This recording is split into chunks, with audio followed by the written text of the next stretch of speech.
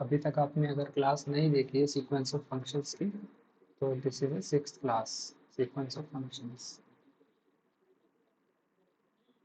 Sequence of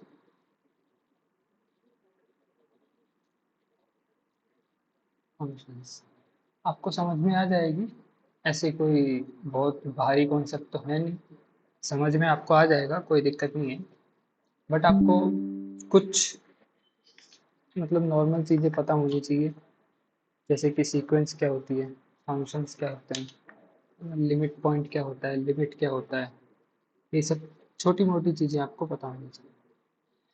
अभी S के मापा पेज नंबर अगर किसी के पास में है, एस के मापा बुक और 9th एडिशन है मेरे पास में, ठीक है। पेज नंबर 562 के ऊपर एक प्रॉब्लम है, क्वेश्चन नंबर 8, जिसको हम आज यहाँ पे सॉल्व करेंगे। तो कुछ कहना चाह रहा है? भी एक कमेंट आया है शायद। ओके ओके, आपने लिंक शेयर किया, ठीक है। ये प्लेलिस्ट का लिंक है भाई, देख लेना, ठीक है। सीक्वेंस ऑफ फंक्शंस की प्लेलिस्ट है, तो यहाँ से आप पिछली क्लासें भी देख सकते हो। और वैसे ये वाली क्लास तो आपको समझ में आ जाएगी, ठीक है।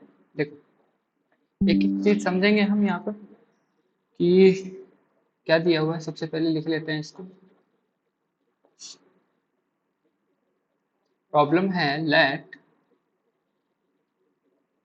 Let R1 R2 R3 be an enumeration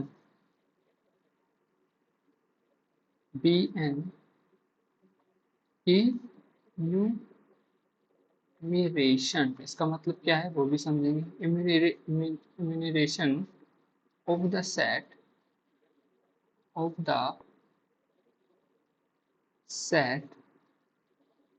of all rational points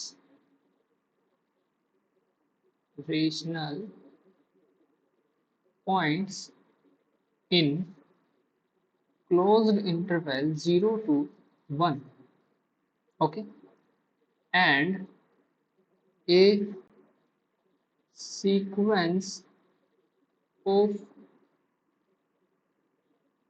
functions fn is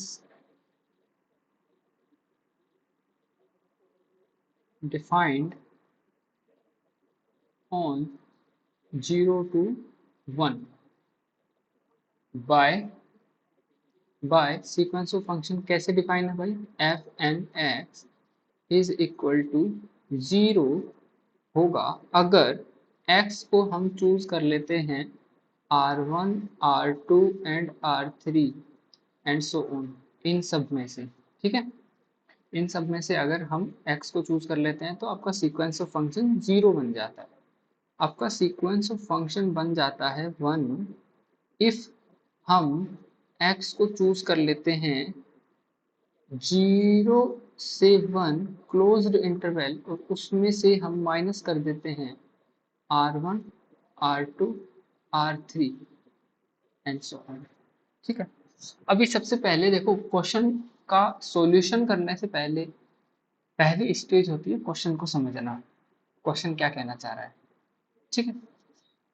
late R1 R2 R3 be an enumeration of the set of all rational points in 0 1 0 to 1। भाई 0 से लेकर के 1 तक जितने भी रेशनल पॉइंट्स हैं उन points का इन्यूमरेशन का मतलब होता है एक complete ordered listing of all items in this collection. मतलब इन्यूमरेशन का मतलब समझ गए क्या होता है? यहाँ R1 से लेकर के और जहां तक भी हम जाएंगे, हमने कंप्लीट रेशनल पॉइंट्स को उठा लिया है। हमने 0 से 1 तक जितने भी रेशनल नंबर्स थे, जितने भी रेशनल पॉइंट्स थे, उनको हमने उठा लिया है यहाँ पर। इतनी बात समझ में आई? बताओ। बोलिए। इन्यूमरेशन का मतलब फिर से बताना प्लीज। इन्यूमरेशन का मतलब होता है, enumeration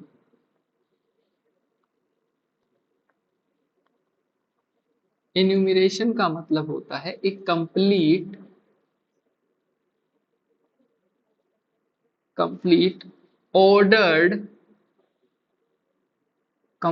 ordered listing, complete ordered listing कर देना। मतलब अगर आप जैसे एक कमरा है, ठीक है, उस कमरे में कुछ सामान फैला हुआ है, मान लो बहुत सारी क्रिकेट की बॉल्स फैली हुई हैं जिसके ऊपर नंबर्स लिखे हुए हैं, 1 2 3 4 ऐसे नंबर लिखे हुए हैं, नेचुरल नंबर्स। एक बॉल यहाँ पर है, एक बॉल यहाँ पर, एक बॉल यहाँ पर, एक बॉल यहाँ पर, यहाँ पर, यहाँ पर, यहाँ पर, यहाँ पर, यहाँ पर, यहाँ पर, बहुत सारी बॉल्स हैं। आपने जब वहां से बॉल उठाना शुरू किया तो आपने सबसे पहली बॉल उठाई तो वो बॉल नंबर 5 आई। फिर बॉल उठाई आपने, वो आई बॉल नंबर 2। फिर बॉल उठाई, वो आई बॉल नंबर 172। इस तरह से जब आपने बॉल उठाई तो उसमें चांसेस है ना कि आपकी बॉल छूट जाएगी। बताइए, चांसेस बनते हैं ना कि आपकी बॉल जो है छूट जाएगी। यस। ठीक है। इन्यूमरेशन कर देने का मतलब है ऑर्डर के अंदर उसकी लिस्टिंग कर देना।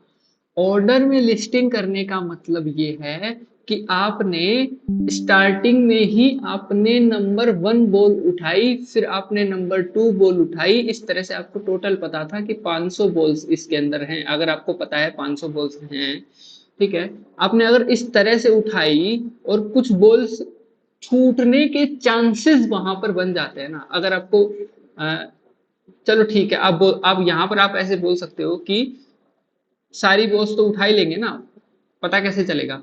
लेकिन यहाँ पर तो काउंटेब, यहाँ पर तो फाइनाइट चीजें हैं। क्या है यहाँ पर? फाइनाइट। लेकिन जब इनफाइनाइट की बात आती है, आप 0 से लेकर के 1 तक के बीच में रेशनल्स उठाने हैं आपको, रेशनल पॉइंट्स उठाने हैं।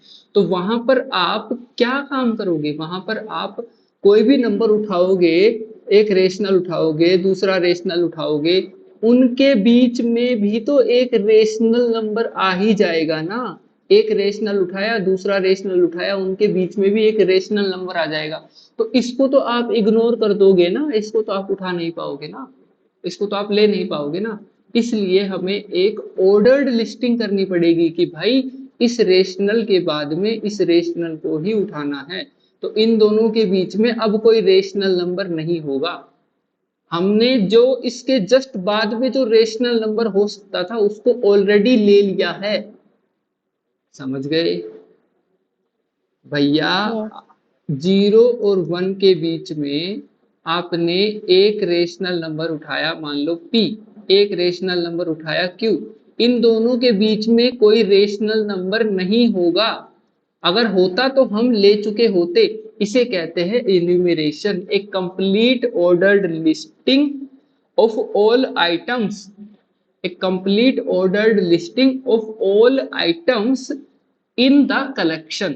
जो कलेक्शन, ये जो पूरा कलेक्शन है, इस कलेक्शन के अंदर ये वाला कॉन्सेप्ट किस किस को अच्छे से समझ में आया मुझे एक बार बता दो।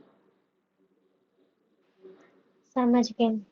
एक बार हैंड रेज कर दो किस किस को अच्छे से आ गया। श्रद्धा मिश्रा, आपको नहीं आया शायद। श्रद्धा, आपको नहीं आया क्या?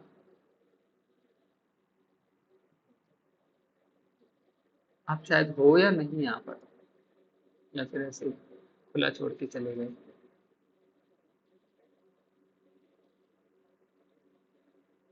इन्यूमरेशन का मतलब समझ में आ गया? ठीक है, अभी बढ़ते हैं आगे। देखो, यहां तक आपको अगर उतारना है तो यहां तक फॉर्मल है, उसके बाद में आपको समझाया गया है जो भी आपका इनफॉर्मल तरीके से। यहां तक हो गया। अभी क्या करना है? अभी हमें क्वेश्चन ही अभी हमारा पूरा नहीं हुआ है। अभी क्वेश्चन क्या है? यहाँ तक आपका जो समझाने का था जो भी था उसको छोड़ देना। क्वेश्चन क्या है यहाँ पर? क्वेश्चन है शो दैट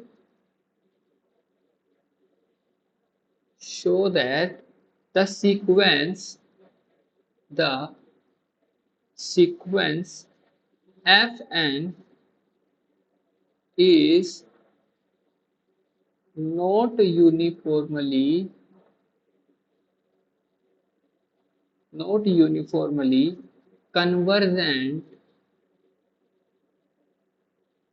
convergent on 0 1। ये हमें प्रूव करना है। ठीक है, ये हमें क्या करना है? प्रूव करना है। अभी आप मुझे ये बताओ कि एक कॉन्सेप्ट होता है, ये रियल लाइन है अपनी, ठीक है, ये क्या है भाई? Real line. रियल लाइन पर एक भाई साहब बैठे हैं रेशनल, दूसरे भाई साहब बैठे हैं रेशनल। क्या हर दो रेशनल नंबर के बीच में क्या एक इरेशनल नंबर का होना जरूरी है? बताइए, क्या हर Yes, दो sir. क्या कह रहे हो? हाँ, अवश्य रहेगा। अवश्य रहेगा। हाँ, अभी मुझे एक चीज बताइए कि जब हमने इन्यूमरेशन कर लिया, इन्यूमरेशन जब हमने ले लिया, हमने सारे ही रेशनल नंबर उठा लिए, तो क्या अब इस रेशनल और इस रेशनल के बीच में कोई भी रेशनल का होना जरूरी है? इसके तुरंत नहीं बाद नहीं वाला रेशनल तो हमने उठा ही लिया ना, हमने एक अलग सेट बना लिया है ऑलरेडी। तो एक रेशनल और दूसरे रेशनल के बीच में एक इरेशनल तो हो सकता है, लेकिन रेशनल नहीं होगा। क्यों? क्योंकि हमने पहले ही लिस्टिंग कर ली। अगर होता तो वो इसमें ले लिया जाता। बोलिए, गॉट इट? यहां तक एकदम परफेक्ट? ठीक है, हाँ, यस ठीक है। ठीक है, ओके।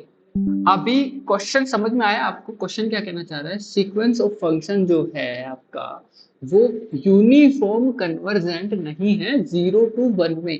अरे भाई, यूनिफॉर्म कन्वर्जेंट कैसे होगा? आप खुद ही देखिए कि वो रेशनल्स में अलग तरह का बिहेव कर रहा है और इरेशनल्स में अलग कर रहा है। भाई, इसमें से आप सारे ही रेशनल नंबर निकाल दोगे तो बचे हुए क्या हुए? इरेशनल इरेशनल हुए ना। ये जितने भी रेशनल नंबर्स है, ये इन्यूमरेशन करने का मतलब ही ये है कि सारे के सारे आप रेशनल नंबर उठा करके 1 से 0 जो इंटरवल है, जो इनफाइनाइट इंटरवल है, उसमें से हटा दो, तो बचे हुए नंबर क्या हुए? इरेशनल। इरेशनल एक्स के लिए ये 1 बन जा रहा है और रेशनल के लिए ये 0 बन जा रहा है। तो कोई भी दुनिया को कोई भी दो रेशनल नंबर ले लोगे तो उसके बीच में एक इरेशनल तो मिलेगा।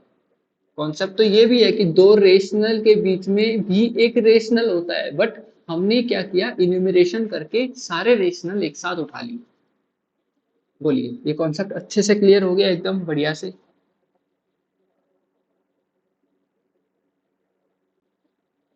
आगे बढ़ा जाए क्या?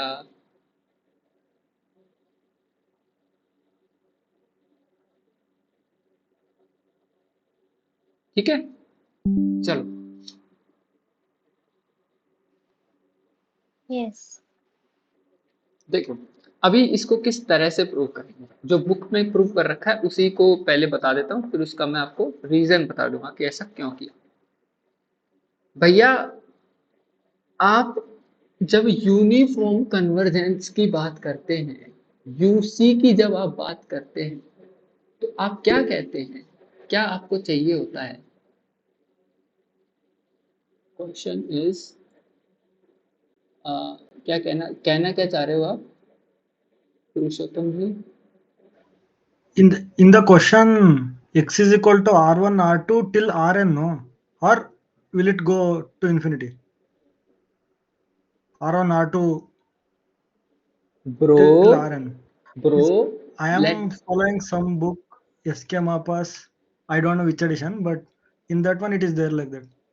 Okay, let me explain one thing for you. Are you understanding,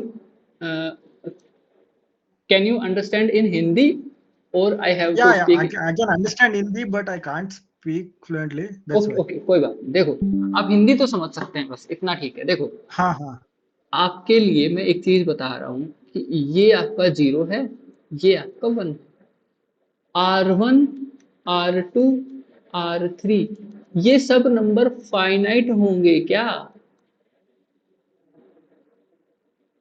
no, this won't be finite. But ये after that, fn of x is there, no?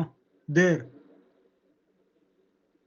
ये नंबर फाइनाइट नहीं होंगे ना भैया, कैसे आप इनको नहीं नहीं, फाइनाइट? हाँ बताओ। वो फाइनाइट नहीं है, वो वो पता है। फाइनाइट, हाँ, लेकिन मगर यहाँ, वहाँ या fn का डेफिनेशन होता है ना, वहाँ। अच्छा अच्छा अच्छा अच्छा, यहाँ पर ओके ओके ओके, समझ गया समझ गया। आप ये कहना चाह रहे हो कि यहाँ पर जो है आर एन तक माइनस किया है ना? हाँ हाँ हाँ, ऊपर भी fn उ- of x is 0, वहाँ पर भी अच्छा अच्छा, यहाँ पर x भी is equal to R r1 and r2, तक। हाँ ओके ओके ओके ओके, देखो, जहां तक हम अपने फंक्शन को लेकर के जाते हैं, क्या वहां तक, देखो भाई, इनपुट जो है ना, इनपुट वो हम यहां से ले रहे हैं, तो इनपुट आर एन तक होगा तभी तो फंक्शन हम वहां तक ले पाएंगे ना यार। अब इनपुट में ही आप यहाँ पर n से बड़ा अगर आपने कोई नंबर ले लिया, मान लो आर एम तक, आर एम ले लिया आपने, उठा लिया, ठीक है, हम यहाँ पर लाना चाहते हैं एफ एन एक्स, तो कैसे पॉसिबल है? इनपुट आर एन तक है, आपके इनपुट्स कितने हैं? टोटल एन इनपुट्स हैं, तो आपके फंक्शंस कितने बनेंगे वहां पर? कितने सीक्वेंस, ये जो फंक्शन बनेंगे, एन फंक्शन ही तो बनेंगे ना? Yes, yes. बोलिए भैया, क्लियर है? अभी क्लियर है आपको पुरुषोत्तम जी? हाँ हाँ देखो, इनपुट के ऊपर डिपेंड करता है। बुक में यहाँ पर तो बोला है कि सारे के सारे इन्यूमरेशन आपका बना करके, और 0 से 1 के बीच में जितने भी रेशनल्स हैं उनको उठा करके अलग से एक सेट बना लो, ठीक है, यहाँ तक बोल दिया। लेकिन जब एफ एन एक्स को यहाँ पर 0 तभी बोला है जब x की वैल्यू R1, R2, R3 या Rn तक हो, ठीक है, ये हमसे छूट गया था, Rn तक हो। ऐसा इसने क्यों बोला है? कोई रीजन बताएगा इसका क्यों बोला है ऐसा? बिकॉज टोटल इनपुट कितने हैं यहाँ पर? Rn, Rn इनपुट हैं, तो फंक्शन कितने बनेंगे यहाँ पर? n फंक्शंस बनेंगे। इनपुट जितना देंगे उतने आउटपुट मिलेंगे, उतना ही या तो तो उससे आउटपुट, कम या फिर उतना। उतना ही तो यहाँ पर आउटपुट मिलने वाला है। बोलिए। Yes yes. ठीक है, अल्टीमेटली हमें इतना पता है कि ये आर एन तक रुकने वाला नहीं है, ये कहाँ जाएगा? ये जाएगा तो इन्फिनिटी को ही, बिकॉज 0 से 1 के बीच में कितने इरेशनल होते हैं और कितने रेशनल होते हैं, बताओ मुझे। Infinite. Are you clear Purushottam? yes yes, that means perfect. f1 of x will be having one input, f2 yes of x will be having two inputs, yes like exactly, that.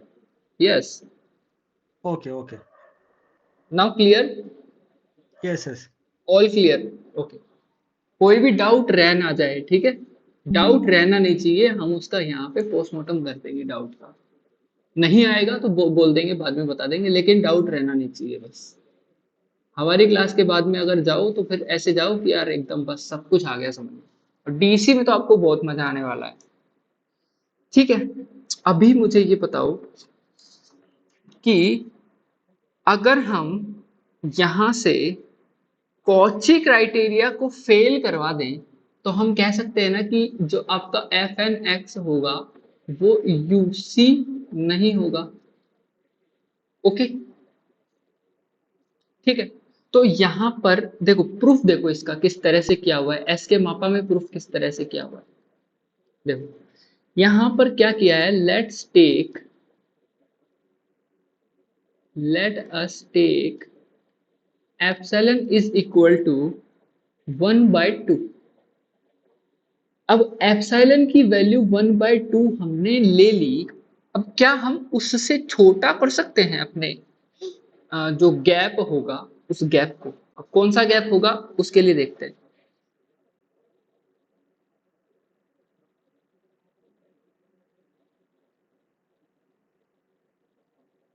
देखो, for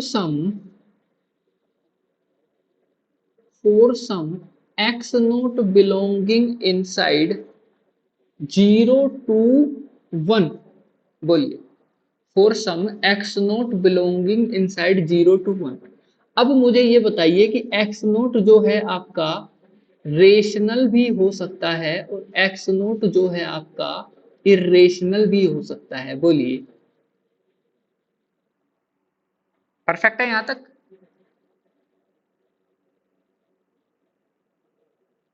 अब यहां पर क्या लिखा है इन्होंने, it is sufficient to establish that for all के।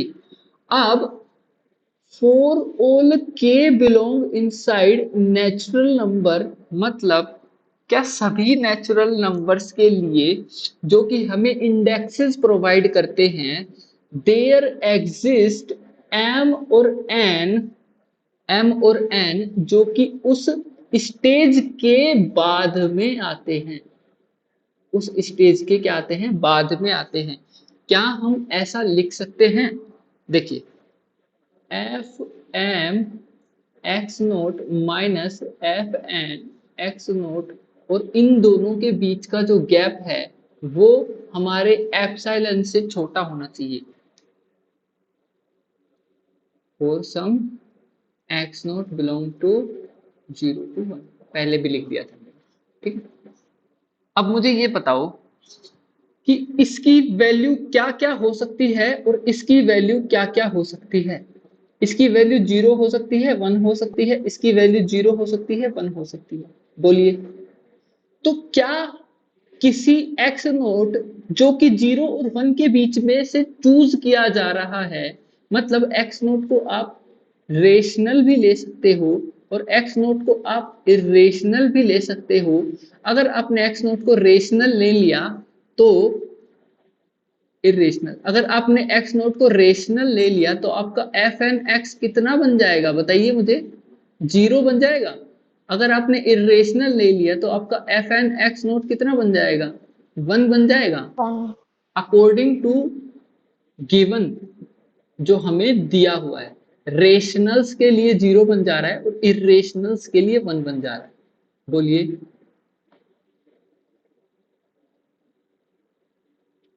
बोलिए भैया।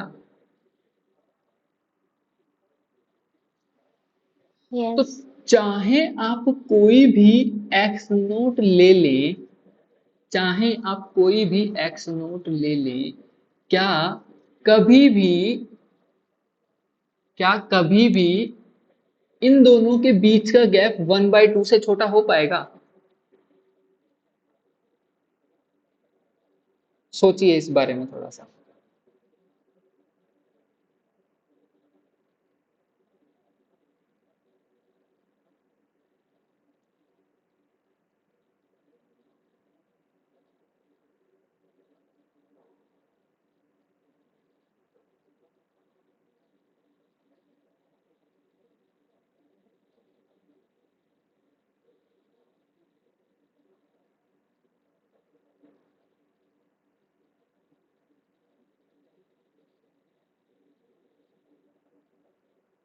सोचिए भैया, सोचिए।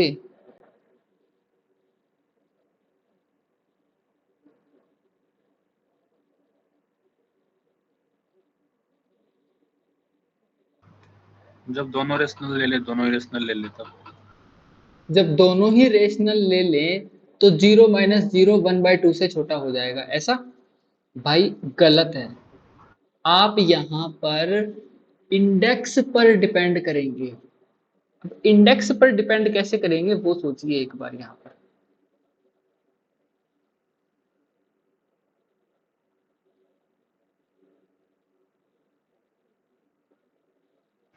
n के नीचे का इंडेक्स लेना है n के नीचे का इंडेक्स लेना है, ठीक है।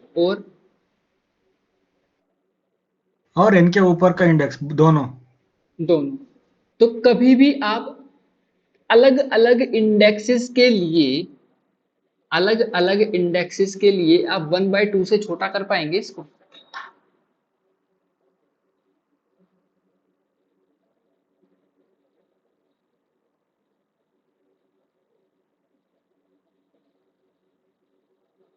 सर इंडेक्स कोई भी हो, रेशनल तो रेशनल ही होगा ना, मतलब कहने का मतलब अगर x रेशनल होगा तो उसकी वैल्यू 0 होगी, चाहे इंडेक्स कुछ भी हो। देखो नो नो नो, यहाँ पर हाँ, ये वाला कॉन्सेप्ट नहीं लगेगा। हाँ बताओ क्या कह रहे हो पुरुषोत्तम आप? if some k, if the index k is less than n, then only it will become 0. Okay If it is more than n, the k, if k of x naught will become, I think, 1. Yes. देखो भैया, जब आपका index ही m तक जा रहा है, जब आपका इंडेक्स ही m तक जा रहा, जब आपका फंक्शन ही m तक जा रहा है और m और n दोनों अलग अलग हैं, ध्यान से समझना इस चीज को, ठीक है। अब मेरी बात सुनो, जब हमने डिफाइन किया था तो डेफिनेशन में ही हमने क्या कर दिया था कि एफ एन एक्स जो है उसकी वैल्यू 0 होगी अगर x इक्वल हो जाए R1 R2 से लेकर के Rn तक, ठीक है, Rn तक, ओके। लेकिन Rn के बाद में, Rn के अलावा अगर आप 0 1 में से घटा देते हो R1 R2 Rn तक तो ठीक है, Rn के बाद में आप जो भी नंबर लेते हो, क्या जरूरी थोड़ी है कि Rn तक जब हमने लिया तो सारे के सारे रेशनल्स ले लिए गए? तब तो ये वैल्यू 1 नहीं। दे देगा ना। अब क्या दे देगा? वैल्यू 1 दे देगा। अब समझ में आई बात? एफ एन एक्स की वैल्यू 0 तब मिलेगी जब आप यहां पर x को चूज करेंगे उसके इंडेक्स तक आप अगर उसको चूज करते हैं तब आपको उसकी वैल्यू 0 मिल जाएगी। लेकिन 1 वैल्यू कब मिलेगी? 1 वैल्यू तब मिलेगी, देखो उसको दोबारा समझना, ठीक है, स्टार्टिंग में हमने गलती कर दी थी, इसको फिर से समझना। ये क्या कहना चाह मीन्स रहा है? अगर n ग्रेटर देन n होगा और वो Exactly. रैशनल भी रहा तो भी हम उसको 1 लेंगे। एग्जैक्टली देखो n, आपकी एफ एन एक्स की जो वैल्यू 1 कब मिलेगी, इसको, इसकी जो कंडीशन है ना, वो कंडीशन है कि 0 1 के बीच में जितने रेशनल्स हैं जो R1 से लेकर के Rn तक आ रहे हैं, पहले तो उनको रिमूव कर दो, ठीक है। अब n से अगर कोई बड़ा आ रहा है, n से अगर कोई बड़ा आ रहा है, Rm मान लो आ गया, तो उसके लिए भी आपका एफ एम एक्स जो है वो 1 हो जाएगा, ठीक है। फिर चाहे वो m रेशनल हो या फिर इरेशनल हो, ये डिसाइड करेगा Rn तक ओनली, Rn तक ही हम जो है वैल्यूज को 0 बनाएंगे, ठीक है। उसके बाद के जितने भी रेशनल्स जो हैं उन सभी के लिए भी ये वैल्यू 1 ही दे देगा। Now clear? हाँ तो फिर तो सही Yes. है ना, तो ऊपर वाला कंडीशन तो सेटिस्फाई हो जाएगी ना, एप्सिलॉन को 1/2 से छोटा दिखाना है, तो हो ही जाएगा ना फिर। दिखा सकते हैं ना? हाँ दिखा सकते हैं। नहीं होगी, अगर m इंडेक्स n से बड़ा है तो वो 1 आ जाएगा और n छोटा रहेगा, R1 R2 में आ रहा है तो वो 0 1 माइनस 0 1 और जो कि लेस और देन सम 1 लिखा है हुआ वो है, नहीं सम के लिए होगा। दिखा ही सकते हैं ना, मेरा कहने का मतलब ये है। For some, not for all, for some.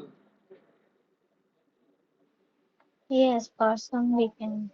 For some we can. But index m का एक तो बड़ा ही रहना चाहिए ना। कैसे मतलब?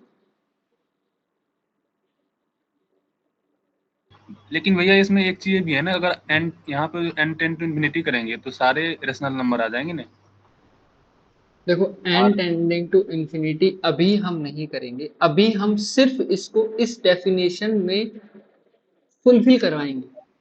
पहले हम इसको भैया कॉची डिस्प्रूव करेंगे, कॉची डिस्प्रूव होने के बाद में हम इसका बिहेवियर जानेंगे कि इसका एक्चुअल बिहेवियर भैया है क्या। हाँ बताओ। कौची डिस्प्रूव करने के लिए वो नॉट लेस देन हाफ होना चाहिए ना। नॉट वो less than half, F M हाँ तो एफ वही तो एम मैं ऑफ कह एक्स रहा नॉट। हूँ, तो वही तो हो रहा है मैं ना, फॉर वही ऑल तो तो नहीं कह हो रहा है रहा ना। हूँ, वही तो मैं कह रहा हूँ कि हाँ नॉट लेस देन हाफ होगा। हाँ हाँ हाँ हाँ। यही तो मैं कहने वाला था अभी। अभी ठीक है। फॉर ऑल होगा ना फिर वहां पे। नहीं, फोर ऑल कैसे देर होगा? Exist only. तो फोर ऑल 1 नहीं आएगा तो होगा, for okay, for not less some, then सही है हाफ सही। तो हो फोर ही सम। जाएगा। ठीक है, इतना ठीक है। अभी देखो, अभी आगे हम इसको अच्छे से, मतलब मैं आपको ये दिखा दूंगा कि एक f और दूसरे f के बीच का जो गैप है वो एग्जैक्टली 1 मिल जाएगा आपको, और एग्जैक्टली 1 मिल जाएगा मतलब वो 1/2 से छोटा नहीं किया जा सकता। समझ गए? आगे देखते जाओ। यस। देखो अब फोर ऑल के जो कि नेचुरल नंबर्स में आ रहे हैं, उनके लिए आपका एफ के एक्स जो है वो कैसे आपका मतलब डिफाइन होगा, सभी के लिए कैसे डिफाइन होगा भाई? जो हमें क्वेश्चन में डेफिनेशन दे रखी थी उसके अकॉर्डिंग 0 हो जाएगी। अगर x को चूज कर लिया जाता है R1 R2 R3 R के तक, बोलिए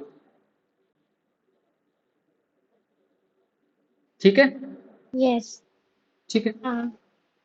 इसकी वैल्यू 1 मिल जाएगी अगर x को चूज कर लिया जाता है 0 से 1 और ऊपर वाले को माइनस करके, R1 R2 से Rk तक। यहां तक क्लियर है? यस। अब फॉर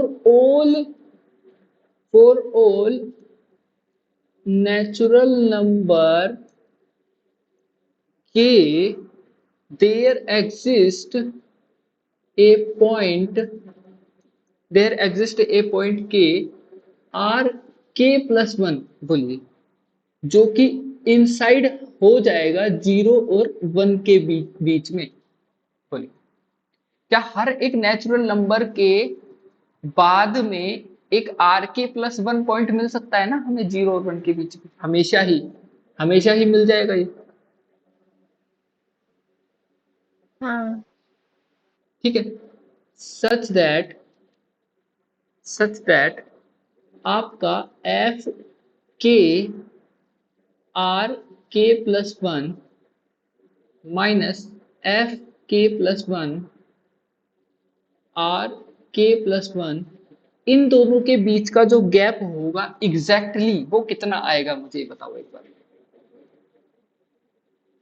1 आ जाएगा कैसे आएगा 1? देखो एफ के क्योंकि जो है, के स्पेस तक एफ 0 के है। जो है, एफ के उसकी वैल्यू तो कितनी आ जाएगी भाई? के तक तो हमने क्या बोल रखा है, 0 मिलेगा। बोलिए यस। बोलिए भैया, बाकी लोग। हाँ हाँ, 1 1। 1 मिलेगा या 0 मिलेगा? वो 1 मिलेगा। 1 कैसे मिलेगा? 0 मिलेगा। 0 एक्स मिलेगा। एक मिनट रुको, एक्स 1 पर्सनल है। बिलोंग्स। हाँ बताओ 1 कैसे मिलेगा? X does not belong to R1 R2 zero R3 मिलेगा। RK है ना। ओके, दैट्स मैं कह रहा व्हाई हूँ 0 अगर मिलेगा, आप कह रहे हो 1 मिलेगा, तो मुझे ये बताओ 1 कैसे मिलेगा?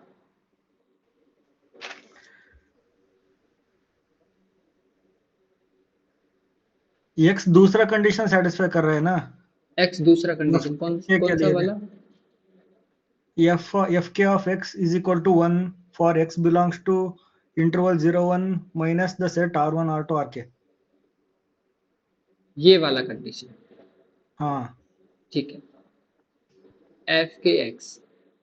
तो यहाँ पे कहाँ कहा गया है कि आपका जो है इसके अंदर आएगा और माइनस R1 R2 से लिया गया है, बताइए।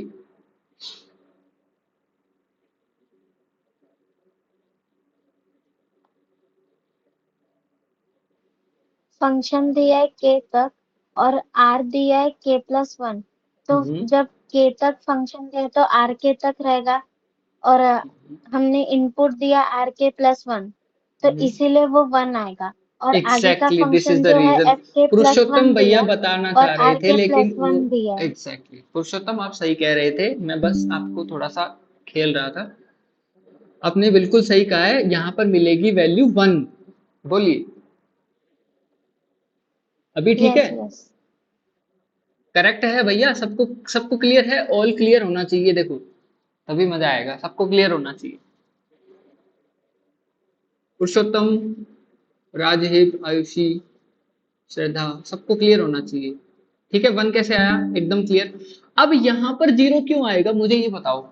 अरे भैया k+1 को अगर आप डिफाइन करते हो तो यहाँ पर k+1 तक ही तो जाएंगे ना। k+1 आ जाएगा। यहाँ पर k+1 तक अगर हम जाएंगे तो उसके लिए तो ये 0 दे ही रहा है हमेशा, तो यहाँ पर आ जाएगा हमारे पास में 0। तो हम कह सकते हैं कि इन दोनों के बीच का जो डिफरेंस है वो एग्जैक्टली 1 मिल गया हमें। क्या मिल गया? एग्जैक्टली 1। अब जब एग्जैक्टली 1 मिल गया तो अब इस जो डिफरेंस को 1/2 से छोटा कर सकते हो। therefore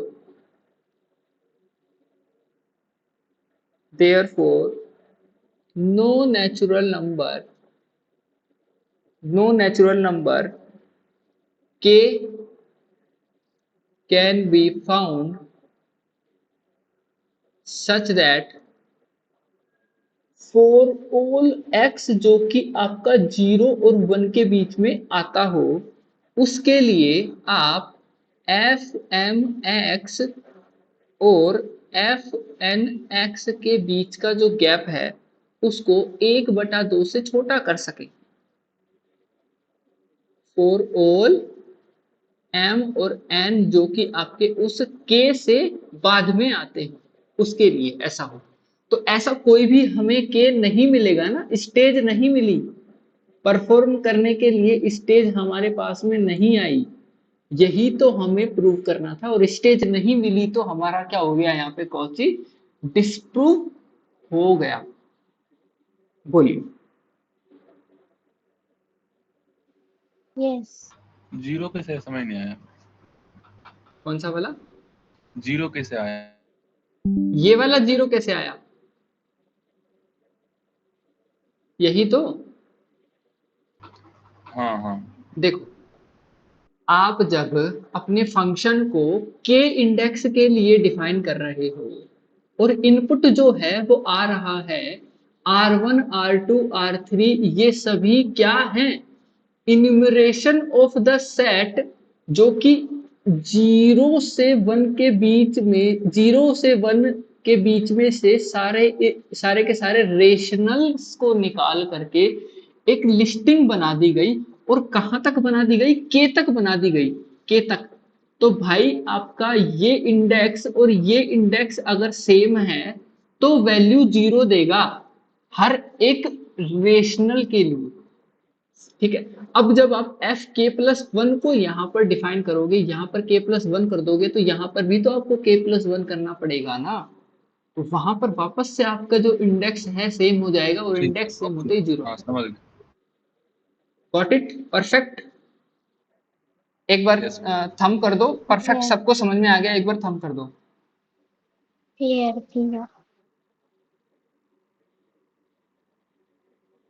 ठीक है,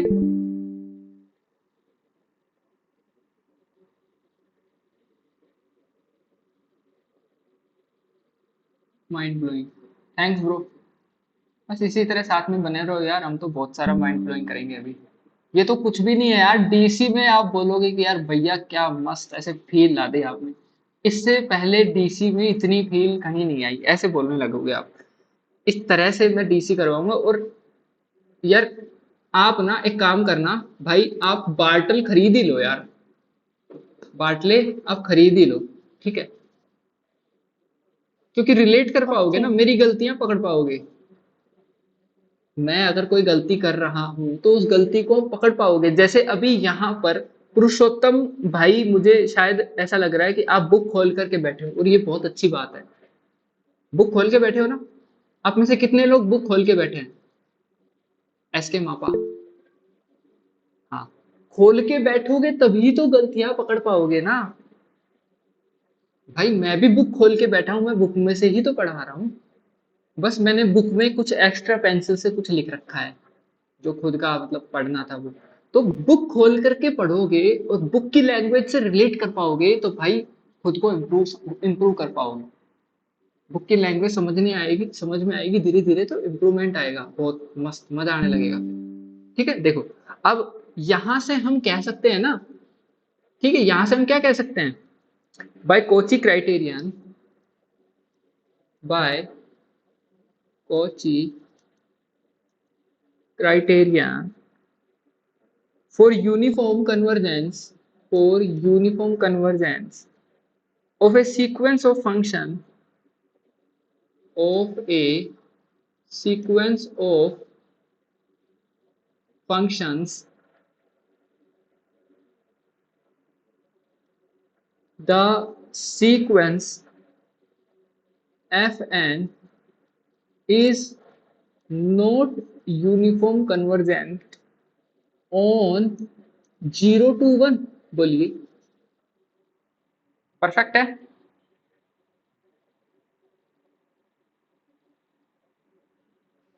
यस परफेक्ट एकदम। अभी मुझे आप लोगों से एक चीज और पूछनी थी कि आपने बार्टले या फिर एस के मापा दोनों का कंपैरिजन देखा है क्या, खुद के बेस पे? किसने कंपैरिजन देख रखा है खुद के बेस पे? नहीं देखा। यार पर्सनली मैं अपना बताऊं ना, तो मुझे बार्टले की लैंग्वेज जो है ना वो ज्यादा अच्छी लगी।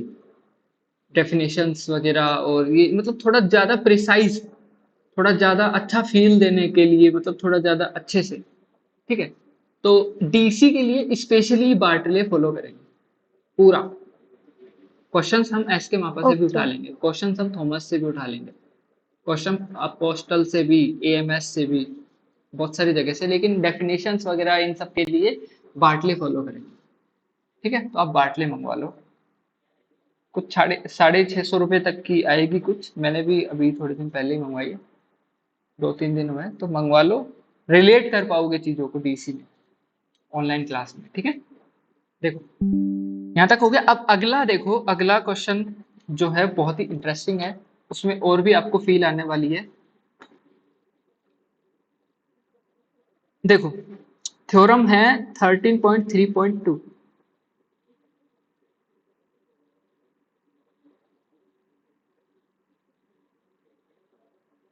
पेज नंबर वही 562। Let D is a subset of R। अब ये जब सबसेट बोलता है ना, तो फिर मैं खुद कंफ्यूज हो जाता हूँ कि यार ये एक प्रॉपर सबसेट तो नहीं बोल रहा। फिर जब उसमें बाटले में देखते हैं ना, तो यहाँ पर ऐसे एक डंडा लगा हुआ मिलता है, मतलब यार इम्प्रॉपर सबसेट है, मतलब D can be R also. Okay, and let Fn be a sequence of functions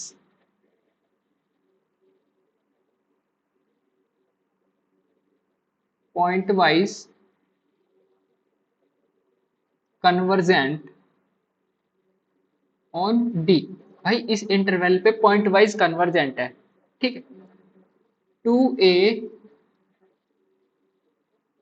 function F.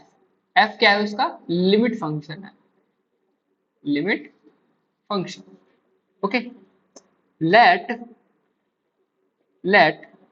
M N, कुछ डिनोशन दे रखा है, डिनोट मतलब कुछ डिनोट करके एम एन ऐसा। ठीक है, क्या दे रखा है कि supremum of x belong inside D, supremum of, जो कि एक्स किस में से आते होंगे? डी में से आते होंगे, उन सभी के लिए F N D, oh sorry, F N X F N x minus F of X, ठीक है, ये इसका सुप्रीमम दिया हुआ है, एम एन मतलब सुप्रीमम है। देन क्वेश्चन क्या है, देन क्वेश्चन नहीं है एक्चुअली, ये थ्योरम है, ठीक है, देखते हैं।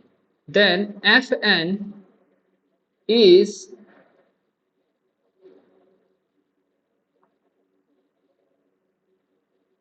यूनिफॉर्मली कन्वर्जेंट टी लगा लो यहाँ, convergent on D to f अब देखो यहाँ पर if and only if and only if मतलब double implies if and only if आपकी जो लिमिट है एन टेंडिंग टू इंफिनिटी पर एम एन की वो 0 हो जाए। क्वेश्चन समझ में अच्छे से आ गया क्या? ध्यान से इस क्वेश्चन को पढ़ लो, क्वेश्चन समझ लो, क्वेश्चन क्या कहना चाह रहा है। क्वेश्चन समझ जाओगे तो इसका सॉल्यूशन भी कर पाओगे, ठीक है, और ये आपके नेट गेट सब में काम आएगा। क्वेश्चन किस किस को अच्छे से समझ में आ गया?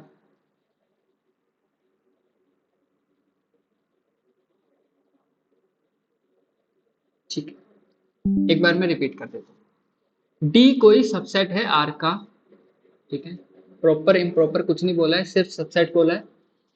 And let F N be a sequence of functions, point wise convergent बोला है भाई, ठीक है, to a function F, F मतलब उसका लिमिट फंक्शन।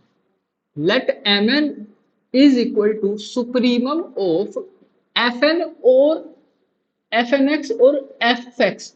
भाई एफ एन एक्स और एफ ऑफ एक्स का जो गैप है, जहां पर आपका एफ एन एक्स है इस पॉइंट पर और यहां पर आपका एफ एक्स है, इन दोनों के बीच का जो गैप है, गैप उस गैप का सुप्रीमम, जो बड़े से बड़ा कितना गैप हो सकता है ना, सबसे बड़ा क्या हो सकता है, गैप क्या हो सकता है, बड़े से बड़ा गैप कितना हो सकता है, उस गैप को यहाँ पर एम एन बोला है, ठीक है, supremum of gap of F N X और एफ ऑफ एक्स, ठीक है, उन सभी एक्स के लिए जो कि अपने डोमेन से लिए जा रहे हैं या फिर जो कि सबसेट ऑफ आर से लिए जा रहे हैं, डी से लिए जा रहे हैं। देन एफ एन जो आपका सीक्वेंस ऑफ फंक्शन है is uniformly convergent on D to F, to this limit function F, if and only if आपका जो गैप है ना एफ एन एक्स का और एफ एफ एक्स का वो 0 के इक्वल हो जाए। बताइए, क्वेश्चन समझ में आ गया अच्छे से? ठीक है, अभी देखते हैं हम इसका सॉल्यूशन, अभी देखते हैं इसका प्रूफ, किस तरह से इसको सोल्व करना है। ठीक है, कलर चेंज कर ले, व्हाइट कर ले। प्रूफ, भाई let the sequence be uniformly convergent on D. देखो जब डबल इंप्लाई दिया हुआ है तो पहले हम यूनिफॉर्मली कन्वर्जेंट मान लेंगे और ये मान करके हम एम एन की लिमिट 0 पहुंचा देंगे।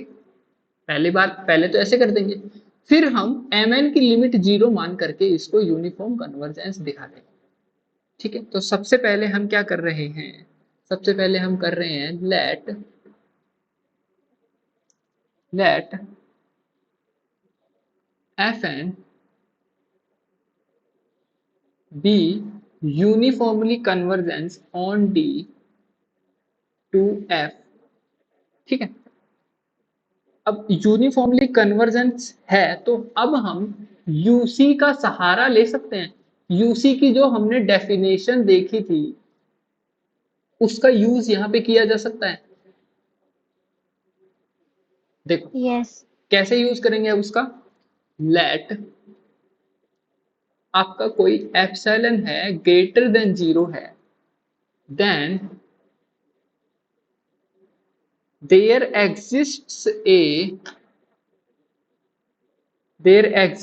a k belong inside natural number, एक स्टेज अब स्टेज जो है उसको थोड़ा सा ऐसे करके देखना के एप्सिलॉन, इसका मतलब आप समझ लो के इज डिपेंडिंग ऑन, के इज डिपेंड्स ऑन एप्सिलॉन, इसको ऐसे पढ़ा कीजिए, ठीक है। तो के किस पे डिपेंड करता है? एप्सिलॉन पर, एप्सिलॉन ओनली, एप्सिलॉन ओनली पर, ओनली और लगा लो, क्योंकि के की डिपेंडेंसी अगर आप एक्स पर भी कर दोगे तो फिर वो पॉइंट वाइज हो जाएगा, पढ़ा था ना हमने। एक्स की डिपेंडेंसी, सॉरी के की डिपेंडेंसी अगर एक्स से हटा दी जाती है, सिर्फ एप्सिलॉन पे कर दी जाती है, तभी वो यूनिफॉर्म होता है, अदरवाइज वो पॉइंट वाइज हो जाता है, ठीक है। अभी देखो यहां से क्या करेंगे अब, सच दैट के बिलोंग करेगा, सच दैट के जो है वो आपका एप्सिलॉन ओनली पर डिपेंड कर रहा है, such that for all x जो कि डी में आते हैं, आपके एफ एन एक्स और एफ ऑफ एक्स के बीच का गैप हमेशा ही छोटा होगा किसी एप्सिलॉन बाय 2 से, फॉर ऑल एन जो कि उस स्टेज के बाद में आते हैं। बोलिए,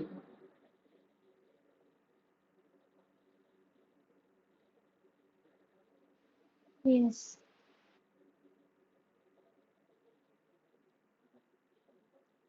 एप्सिलॉन बाय 2 हमने क्यों लिया, इसका रीजन कोई अभी बता सकता है? आगे तो अपने आप आ ही जाएगा, अभी कोई इस पर्टिकुलर टाइम पे बिना बुक में देखे बता सकता है? बुक में देख करके तो कोई भी बता दे, मैं भी बता दूंगा। वही एडजस्टमेंट के लिए किया होगा ना।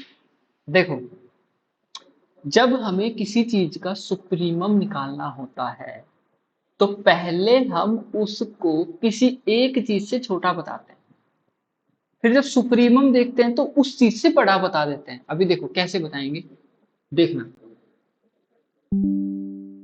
भाई, हमने एप्सिलॉन बाय 2 से छोटा इसको बता दिया, ये हम कह सकते हैं क्योंकि हमने इसको एफएन को क्या मान लिया है, यूनिफॉर्म कन्वर्जेंट, यहाँ पर हमने इसको मान लिया है, तो हम कह सकते हैं कि एप्सिलॉन बाय 2 से छोटा होगा, ठीक है। अब दिस इंप्लाइज व्हाट, कि आपका सुप्रीमम जो है x belonging to d, f N x minus f x जो है वो आपका एप्सिलॉन बाय 2 से छोटा या बराबर तो हो ही सकता है, बताइए।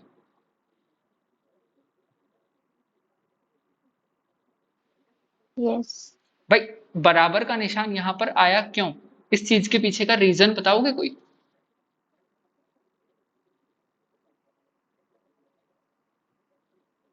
पुरुषोत्तम जी, यहाँ पर इक्वलिटी क्यों आई, क्या आप इसका रीजन बता पाएंगे? Since we are looking at the supremum, Yes. we can go up until epsilon by 2. We can't go beyond that. That's why supremum can be equal to epsilon by 2. That sequence. Supremum can touch your end point if end point doesn't belong inside your set. Got it? Oh, there was little network problem. Can you repeat it? देखो, Repeat, please. supremum can touch your end point even if your end point belong inside your interval or not belonging your inside interval. Yes. Yes. Got it? Got this point perfectly? Yes. So that in this particular inequality,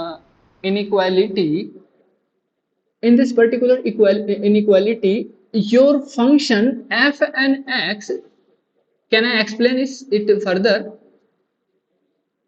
Okay, let's see. Let it be p. Let it be p. Fn x minus fx, it is equal to p. Then your p belongs inside epsilon by 2 and minus epsilon by 2. So basically what you are saying from this, P is belongs inside open interval minus epsilon by 2 to epsilon by 2, isn't it? Yes. Yes. Yes. So that if you are looking for the supremum value of P, you cannot see either than epsilon by 2. Say, but epsilon by 2 is not belonging inside this interval. Epsilon bye 2 जो है वो इस interval में नहीं है, फिर भी हम p का जो सुप्रीमम वैल्यू है उसको एप्सिलॉन बाय 2 बोल सकते हैं. Got it? यस, सुप्रीमम में इसके लिए इक्वल डाल रहे, अगर नहीं होता तो नहीं डालते. नहीं डालते. Exactly. Got it? Okay. Then अब मुझे बताइए, अब यहां से आप एप्सिलॉन बाय 2 को बोलिए. एप्सिलॉन बाय 2 जो है वो स्ट्रिक्टली एप्सिलॉन से तो छोटा ही होगा. And this is true for all n is greater than or equal to k.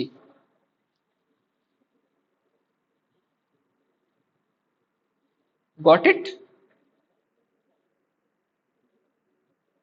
Got it? Mr. Manji, Mr. Purushottam?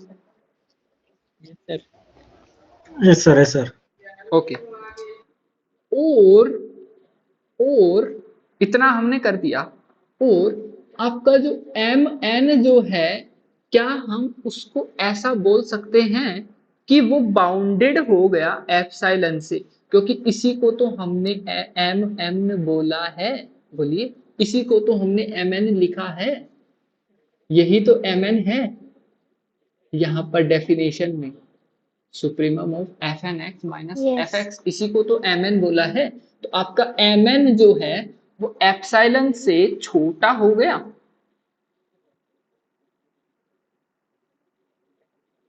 और एप्सिलॉन से छोटा हो गया for all n is greater then और इक्वल टू k.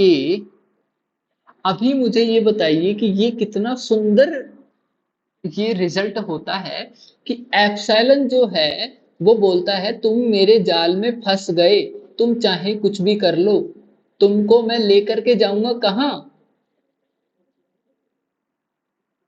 बोलिए, एप्सिलॉन का काम क्या होता है? एप्सिलॉन से छोटा अगर आप कुछ भी दिखा देते हैं तो एप्सिलॉन उस कुछ को कहां लेकर के चला जाता है? जीरो को लेकर के चला जाता है.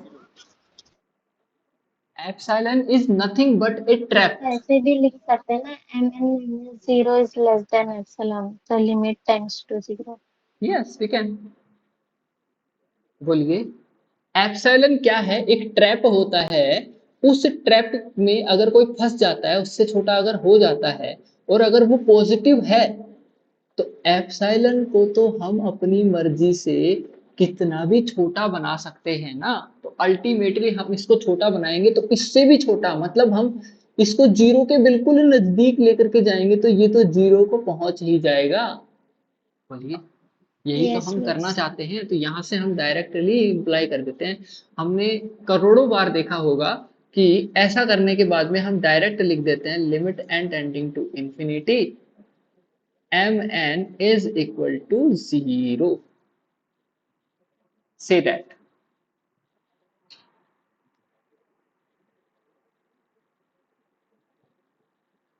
So your job is to trap the mn into epsilon. कैसे बोलेंगे इसको? हिंदी में बोल देता हूँ. आपका काम सिर्फ इतना है कि एप्सिलॉन के ट्रैप में mn को फंसा देना. That's it. एप्सिलॉन अपना काम खुद कर देगा. फिर यहां तक ठीक है? पहला प्रूफ हो गया. पहला प्रूफ परफेक्ट.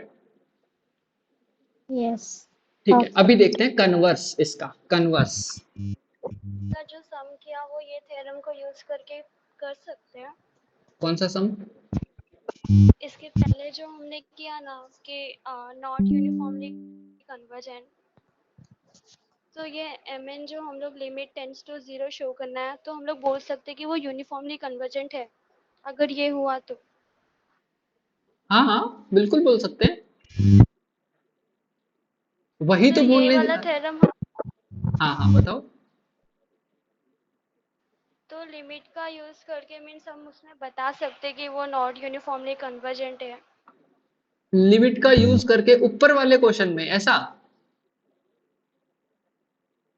हाँ, मतलब वहाँ पे हम लोग का जो फंक्शन दिया है उसका सुप्रीमम क्या होगा, और जो सुप्रीमम हमारा निकलेगा उस पे लिमिट लगाएंगे, क्योंकि mn हम लोग का वही है, limit n tends to infinity mn equals देखो टू 0 आएगा। आयुष जी, हम आपकी बात समझ नहीं पा रहे हैं कि आप इससे पहले वाले प्रॉब्लम की बात कर रहे हैं या इसी प्रॉब्लम की बात कर रहे हैं? नहीं, पहले जो प्रॉब्लम किया ना उसमें हम लोग ने नॉट यूनिफॉर्मली कन्वर्जेंट प्रूफ किया है, बिल्कुल किया है हाँ। तो उसको नॉट यूनिफॉर्मली कन्वर्जेंट प्रूफ करना मतलब कि हम लोग यहाँ पे जो अभी थ्योरम कर रहे हैं हाँ उसमें हाँ यूनिफॉर्मली और mn जो है उसका लिमिट 0 आना चाहिए। ओके। तो अगर हमने नॉट इक्वल टू 0 बोला तो मतलब कि नॉट यूनिफॉर्मली मिलेगा ऑफ कोर्स ऐसा। मिलेगा बिल्कुल हाँ। तो ये यूज कर सकते। Definitely we can. This can be an alternating Yes. method. You can try. Sir, I think in previous problem, Yes. the functions fn are not pointwise convergent. There is no condition on that, I think. Point wise convergent नहीं है इसका मतलब x के ऊपर depend नहीं कर रहा। एक सेकंड रुको, देखने दो एक बार इसको। हाँ, ये थियरम ये बोल रहा है कि पॉइंट वाइज कन्वर्जेंट होता हो तो ऐसा होता है। इसमें पॉइंट वाइज है, बट जो लास्ट वाला क्वेश्चन किया उसमें पॉइंट वाइज वाइज कन्वर्जेंट है नहीं है। क्योंकि 0 आया और एक 1 आया। देखो पॉइंट वाइज कन्वर्जेंट का मतलब है ना, वो आप शायद समझे नहीं। पॉइंट वाइज कन्वर्जेंट की डेफिनेशन क्या कही थी हमने पुरुषोत्तम? कि हर एक पॉइंट के लिए अलग तरह से कन्वर्ज करें, राइट? तो ये तो यूनिफॉर्म कन्वर्जेंट ही नहीं है, और पॉइंट वाइज कन्वर्जेंट भी शायद नहीं होगा ये फर्स्ट वाला। हाँ हाँ, पॉइंट वाइज नहीं है ये। बट इसका जो फंक्शन fn ऑफ x है वो एक बार 0 मिला और एक बार 1 मिला, मतलब कुछ पॉइंट के लिए दूसरा मिला हमें और कुछ पॉइंट के लिए दूसरा मिला, तो वो पॉइंट वाइज नहीं।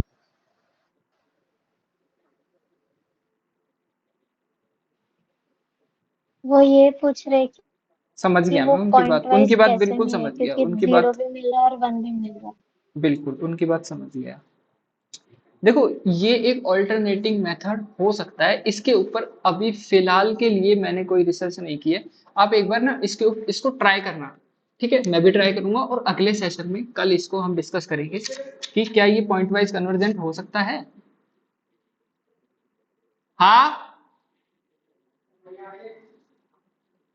अभी तो क्लास ले रहा यस, था, हम ट्राई करते हैं।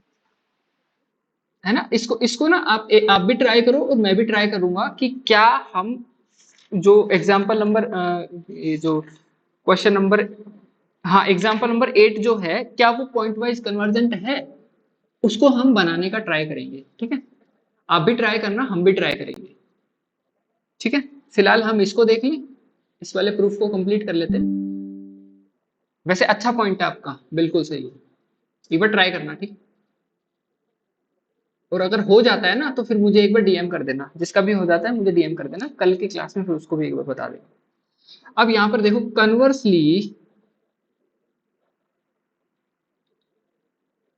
Conversely let limit n tending to infinity mn को हम अगर 0 मान लेते हैं, अब हमें यहां से दिखाना होगा कि ये इंप्लाई करता है, क्या इंप्लाई करता है भैया? कि fn जो है यूनिफॉर्मली कन्वर्जेंट है on D to limit function, ठीक है? ये हमें दिखाना है, ये दिखाना है, इसको अलग से लिखना, ऐसे मत लिखना, ओके? कन्वर्सली हमने मान लिया। अब हमने मान लिया है तो मुझे ये बताओ कि let epsilon greater than 0 then there exist a natural number k जब m 0 को जा रहा है, mn जो है वो n टेंडिंग टू इंफिनिटी पर 0 को जा रहा है, तो क्या हम इसको ऐसे कह सकते हैं कि एक ऐसा एप्सिलॉन एग्जिस्ट कर जाएगा, then there exist a natural number k such that आपका जो m है, m का आपका जो mn है, mn का जो मोड है वो एप्सिलॉन से छोटा हो सके।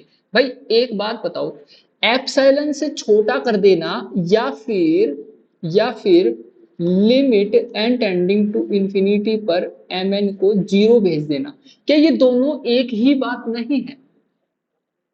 देखो एप्सिलॉन के ट्रैप में Yes. जैसे ही फंस गया तो एप्सिलॉन को तो एक ही हम बात है। वैसे भी कहाँ लेकर के जाते हैं, एप्सिलॉन का काम ही होता है 0 के नजदीक क्लोज टू लेकर के जाना।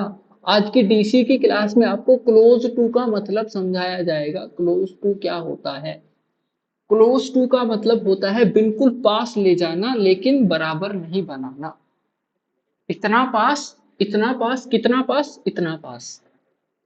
डीसी की क्लास में आपको बिल्कुल फील दिलवा देंगे इस वर्ड की, क्लोज टू का क्या मतलब होता है। जो बाटले में लिखा हुआ है ना क्लोज टू, उसका तो क्या ये लिखूं या ये लिखूं एक ही बात नहीं हो जाएगी दोनों में? बोलिए।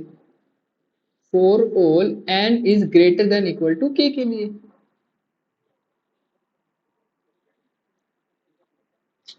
ठीक है, नाउ mn जो है उसकी डेफिनेशन के अकॉर्डिंग हम क्या लिख सकते हैं? सुप्रीमम, और x आपका आ रहा है कहां से? d से।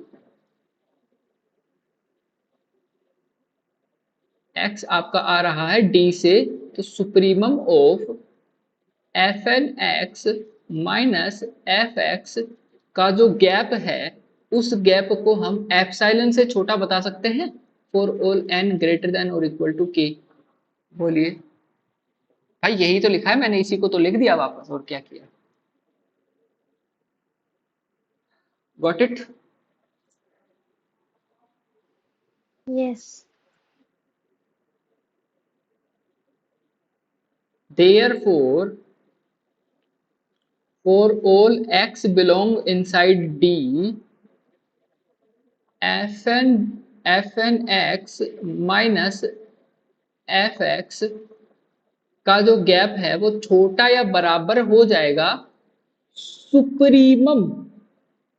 छोटा या बराबर, ध्यान रखना, जब भी सुप्रीमम आ जाए तो हमें इक्वलिटी लगा देनी है। क्यों? सुप्रीमम जो है उस वैल्यू को भी ले लेता है जो वैल्यू सेट में ही ना हो या इंटरवल में ही ना हो। x belonging to d fn x minus f of x। बोलिए। ठीक है, और इस Yes. पूरी वैल्यू को हमने ऑलरेडी बाउंड कर दिया है, किससे? एप्सिलॉन से बाउंड कर दिया है इस वैल्यू को। तो अब यहां से हम क्या कह सकते हैं? fn x minus f of x की जो वैल्यू है वो एप्सिलॉन से छोटी हो जाएगी for all n is greater then और इक्वल टू k के लिए। और जब भी कभी ऐसा हो जाता है, जब भी कभी ऐसा हो जाता है और एप्सिलॉन जो होता है उसको हम आर्बिट्रेरी ले लेते हैं, arbitrary for any epsilon greater than 0, तो हम क्या कह देते हैं? This prove that, this implies that कि sequence of function fn is uniformly convergent on d to आपका लिमिट फंक्शन। ये क्या होता है? Limit function. बोलिए, ये क्वेश्चन आपको किस तरह का समझ में आया, कैसा समझ में आया, और बताओ सारा सब कुछ। मस्त था आज का सेशन। मस्त था। पुरुषोत्तम bro, How's the session today? Yeah, it was good, bro. Good. Shraddha Mishra, you want to say something? Mr. Sudhit, Shubham Manji, बढ़िया, awesome. awesome. Thank you, bro. ठीक है, इसी तरह साथ में बने रहो, इसको सल्टा देंगे, बहुत जल्दी सल्टा देंगे, ज्यादा कुछ बच्चा नहीं है इसके अंदर। अभी 4 से 5 क्लास और मानो, बस 4 से 5 क्लास, ठीक है, 4 से 5 क्लास और थोड़ी लंबी क्लास से ले लिया करेंगे। और जैसे 4 बजे लिया ना, तो अब 3:30 बजे से मतलब कोशिश करेंगे कल 3:30 बजे ले ले, लेकिन आपको पहले ही बता दिया जाएगा। आ तो जाओगे ना 3:30? हाँ हाँ। ठीक है, बाकी इसको पूरा कर देंगे। और शाम की डीसी की क्लास में कौन कौन रहने वाला है, एक बार हैंड रेज कर दो।